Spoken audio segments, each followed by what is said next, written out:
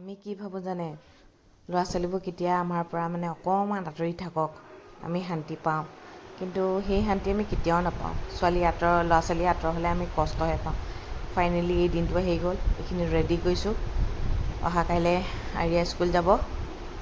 তাৰ আগতে আমি গুৱাহাটী যাবলৈ বুলি ৰেডি হ'লোঁ। মানুহজনৰ কাম আছে, তাৰ কাৰণে ছাডেনলি ওলাইছোঁ দেই। আমাৰ ছাডেন প্লেনবোৰ সদায় ছাকচেছ হয়, কিন্তু ভাবি থকা কামবোৰ কিন্তু কেতিয়াও ছাকচেছ নহয়। সেইকাৰণে মইতো ভাবিবলৈ বাদ দি দিলোঁ। সঁচা কথা কওঁ, ভাবোঁতে ইমান দুখ পাইছোঁ নহয়। তথাপিও কওঁ, মানুহজনৰ লগত হাজাৰ কাজিয়া হয়, কিবা নহয়, কিন্তু মানুহজনে কিন্তু আমাকেইটাক টালি টোপোলা বান্ধি লৈহে যায় দেই। মানে আমাক নোযোৱাকৈ তেওঁ এটা দূৰলৈও যাত্ৰা নকৰে। কেতিয়াবা কাৎচিত যাব লগা হ'লে যায়, কিন্তু যাবলৈ মনেই নকৰে।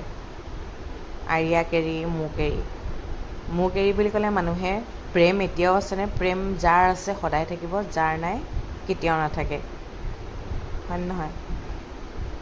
গুৱাহাটীলৈ যাবলৈ বুলি ওলালোঁ যে, তাৰপিছত এই আৰিয়াক ছানডেৰ কাৰণে বোলো নখকেইটা কাটি লওঁ। এইফালে ৰুমটো অকণমান ঠিক ঠাক কৰি লৈছোঁ। গোটেই ফটোকেইখনত মানে ধূলি হৈ গৈছে। যিমানে যি নহওক, নিজৰ কামকেইটাতো নিজে কৰিবই লাগিব ন।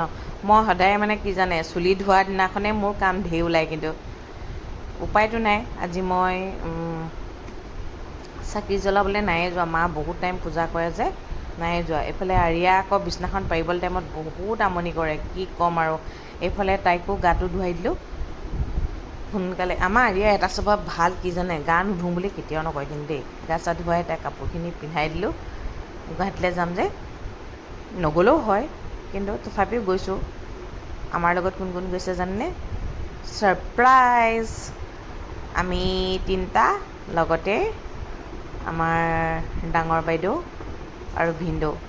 বিশেষকৈ মানে আহিছে, আৰিয়া স্কুল যাব যে, তাৰ কাৰণে আহিছে দেই। চবৰে মৰমবোৰ বেলেগ বেলেগ ন। এইফালে দেখাই দিছোঁ ডাঙৰ বাইদেউ আৰু ভিনদেউ। প্ৰায়ভাগ মানুহে দেখিছেই চাগে, তিনিচুকীয়াৰ পৰা আহিছে। মানে কি বুলি ক'ম, এইবোৰ মৰম ক'ব নোৱাৰি আৰু মানে। এইফালে গুৱাহাটী পালোঁহি, গুৱাহাটী পাই লৈ ভোট জলকীয়া কিনিলোঁ। আৰু এটা কথা কওঁ, আপোনালোকক সকলোকে জনাইছোঁ, গুৱাহাটীত যদি আপোনালোকে ব্ৰেকফাষ্ট কৰিব বিচাৰে, এইখন ভাৰতীয় তাত কৰিব পাৰে। ইমানেই ধুনীয়া খাদ্য, আৰু বহুত কম দামত খাব পাৰিব দেই, ধুনীয়াকৈ। আমি কচৰি খালোঁ। কচৰি খাই লৈ তাৰপিছত অকণমান টাইম ৰখি লৈ এইবাৰ আহিলোঁ মিচিংগাত ভাত খাবলৈ। গোটেইকেইটা প্ৰাণী আহিছোঁ। মোৰ আকৌ মানুহজনৰ মিচিংগাখন বৰ প্ৰিয় নহয়, আৰু বায়েকৰো প্ৰিয়। ভায়েকে কি খাই ভাল পায়, মোৰো এটাই কথা, মানুহজনে কি খাই ভাল পায়। আৰিয়াক আকৌ ওপৰতহে ভাত খাবলৈ যাব লাগে দেই। এয়া ছোৱালী ৰখি আছে। মই বাথৰুমত হাতখন ধুলোঁ যে, ৰখি আছে মানে, চাওকচোন কেনেকৈ ৰখি আছে। মানে গোটেইকেইটা মানুহ সন্মুখত পালেহে তাই ভাল পায়। ইমান এটা ফূৰ্তি মানে, তাইৰ জীৱনটোত কি কৰিছে নাজানে, কিন্তু মানুহকেইটা পালে মানে বিৰাট ভাল পায়। এইফালে বায়েক ভায়েক,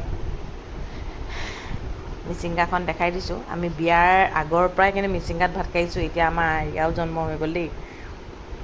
তাৰ মেনেজাৰ চেঞ্জ হৈ আছে, কিন্তু আমি চেঞ্জ হোৱা নাই। আমি কাষ্টমাৰ একেই আছোঁ। এইফালে ভাত অৰ্ডাৰ দিয়া হ'ল।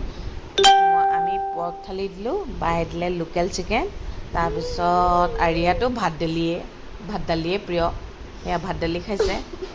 ভাত দালি খাই লৈ আৰু সেয়া আৰু মানে জেঠাইকে খুৱাই দিব লাগে বোলে।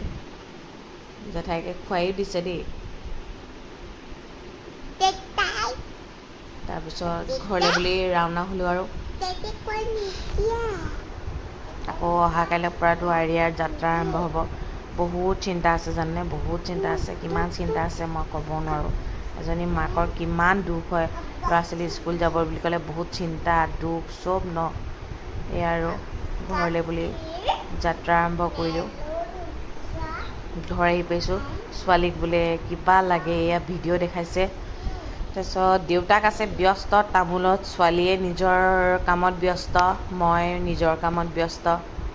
উপায় নাই আৰু, জীৱনটো এনেকৈয়ে চলি আছে, চলি যাব। এয়া ঘৰ আহি পালোঁহি ফাইনেলি।